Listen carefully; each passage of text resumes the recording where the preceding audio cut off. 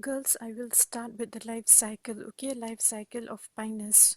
Now, for studying the life cycle, let us start with the reproduction. We will see how the Pinus species they reproduce. Now, the Pinus plant, they are heterosporous, okay? Heterosporous, why? Because they produce two kinds of spores. Just like a cycas plant that we have already studied, this Pinus plant also is heterosporous, meaning it produces two kinds of spores, the microspores, okay, and the megaspores. The microspores, they are the male gametophyte, and the megaspores, they are the female gametophyte.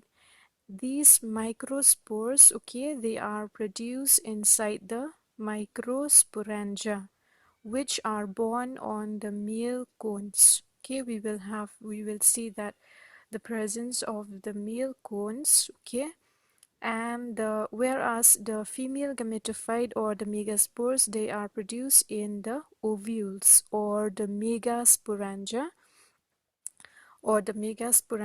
that is, which are born on the female cone. So both the male and the female cone, they are born on the same plant. If you remember, unlike the cycas species where the plant is heteroecious, the male and the female cone, they are found on different cycas plant.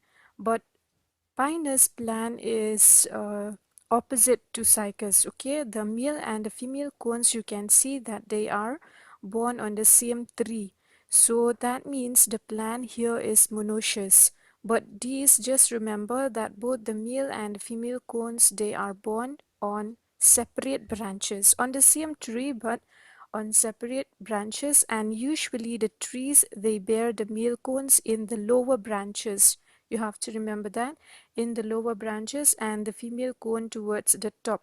Why this occurs? Usually to avoid self-pollination, because if the female cones are present below the male cones, then self-pollination can occur where the microspore from the male cone can come in contact with the female cone, okay, through self-pollination. So to avoid self-pollination, the male cones, they are usually present at the lower branches.